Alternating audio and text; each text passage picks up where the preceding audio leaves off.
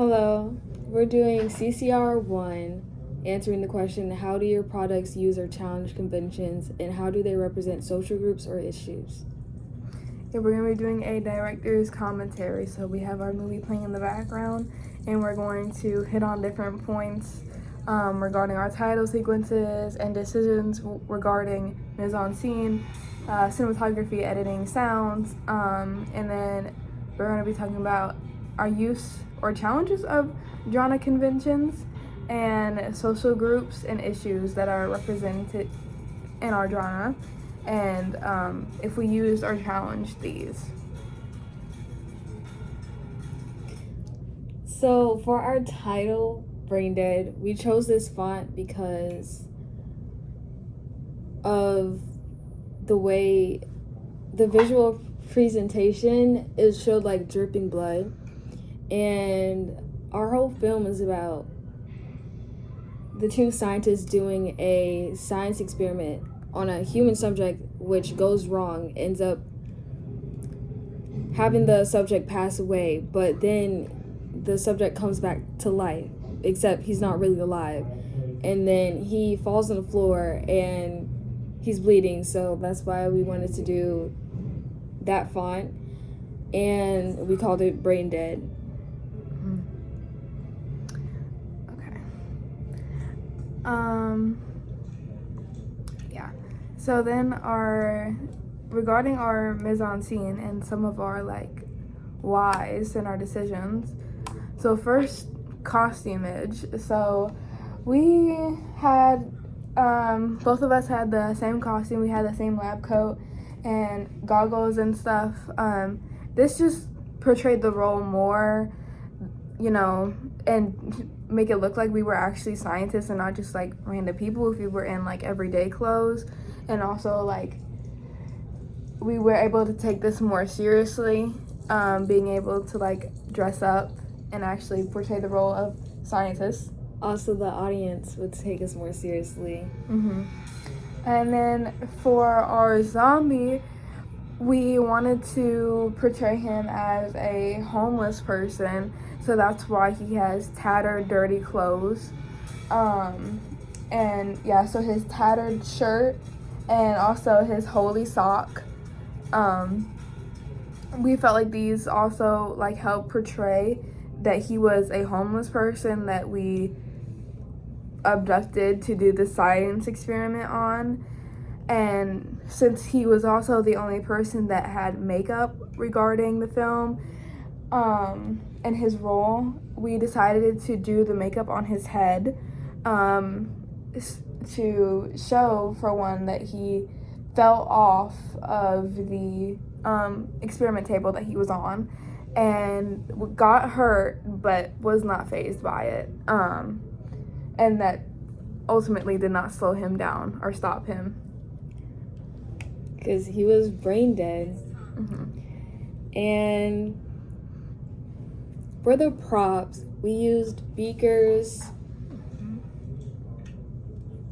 scalpels, Probe, scissors. So we tried to get as much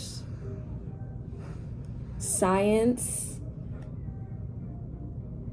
materials we could use from our school lab, because also with those actual props, rather than using something to pretend it was that, it would not have been taken as seriously. Yeah, definitely. Yeah, so I feel like also with costumage, I don't know if I mentioned this, but the goggles also helped, that we're doing a science experiment. And also The gloves. Yeah, the gloves and the stethoscope that you're wearing. So it all helped it portray that this is obviously a science experiment. Also, we did our film in the lab, so that helped with setting, because you can't do a science experiment not in a lab. So we had scientist one wear the goggles to show that she was the one doing the actual experiment, like doing the concoction, actually getting kind of messy, while scientist two would just check if he's still breathing and take notes. Yeah, another prop that we had was we used my iPad to show or kind of portray that we were doing a x-ray or a brain scan, and that's where we pull the iPad over and we're analyzing the brain of our test subject, and ultimately there we find that he's brain dead.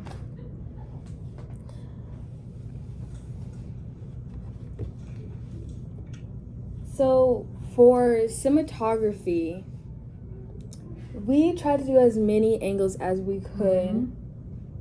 We did a lot of close-ups, medium shots, so that we could still get our movements and some of the surrounding. And we also did a reflection shot through the washroom glass window where you could see the zombie sitting up behind us before we did. So the audience gets to see before we did. Mm-hmm. Right here. Yeah, so it almost like foreshadows. Yeah. And then we had an over the shoulder shot. And we did a high angle shot so that scientist 1 would see more, what's the word, vulnerable. Mm-hmm.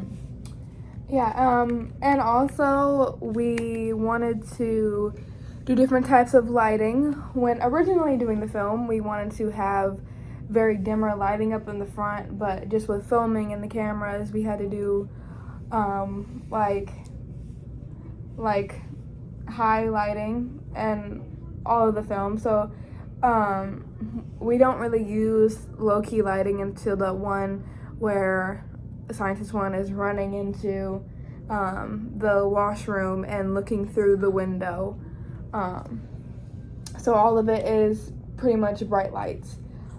So that's one challenge to the horror genre, like for conventions, that we kind of challenged. And then for editing, Okay, so for editing, basically, we did all of our shots in different takes. So for editing, we used CapCut, and we ultimately added all of the scenes together, and we shortened some of them, you know, depending on where they needed to be shortened. And we added the sound, and we also made sure that you could still hear the original filming sound in the background. And during the editing process too, we realized that we were over our time limit, and we had to go back and reshoot a few of the scenes to make sure that we made the time limit and that they weren't so long.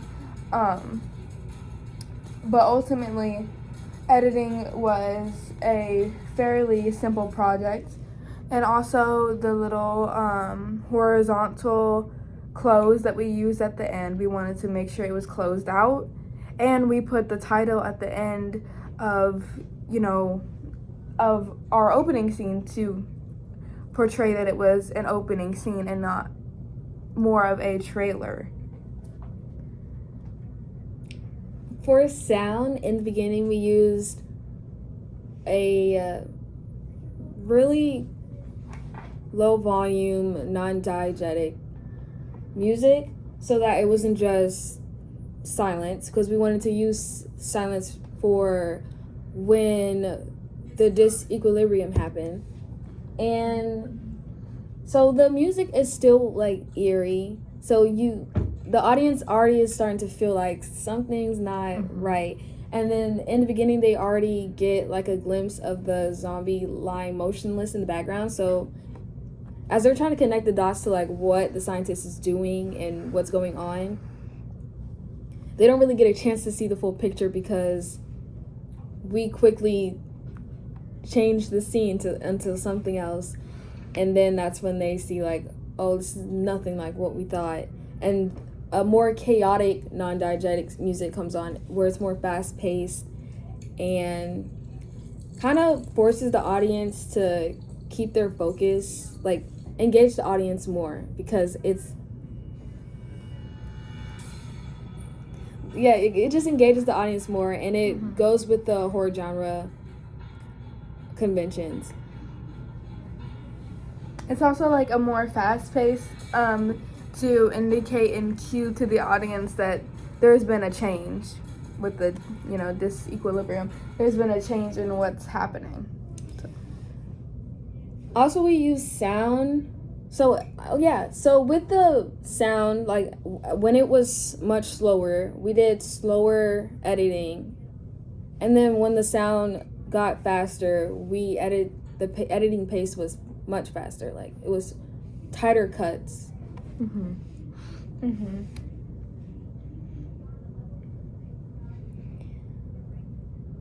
And so for the social groups, we're gonna do teenagers and young adults, because they're the ones that are mostly on social media like Instagram, and that's where we would put out our film and posters or anything like that to get them to watch it. Definitely. I also feel like with some issues that we represented in our film was definitely the overtaking of power. We wanted to portray the scientists as kind of rule breakers and cold-hearted people. Obviously, they're doing a science experiment on a homeless person that they probably did not get the consent of. So they are doing this and not really having a care, and they're also doing it like illegally. So they don't have permission to be doing this science experiment, which the science experiment is to make the human brain more like AI and make,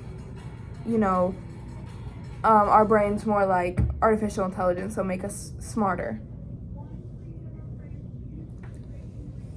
So we're really trying to show like how scientists are represented as really smart people, but we're trying to show the dark side of what they truly do, like how they're cold-hearted. Some of them can be cold-hearted and take the risk of living beings just to get preferred results. Definitely. I also feel like it also shows the issue of like homelessness, maybe. Also, I feel like it portrays that homeless people don't exactly always have a say, and they are not safe where they are and can easily be abducted or hurt or taken against their will because they're not in secure walls that would keep them safe all of the time. And also, homeless people sometimes don't have maybe a family or any place to go, so they are an easy target because, you would obviously choose to target the people that don't have somebody that's going to be looking for them. So we definitely used the representations of poverty and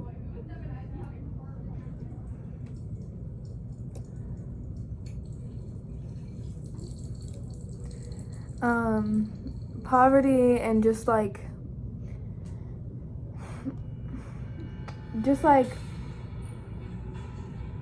overtaking,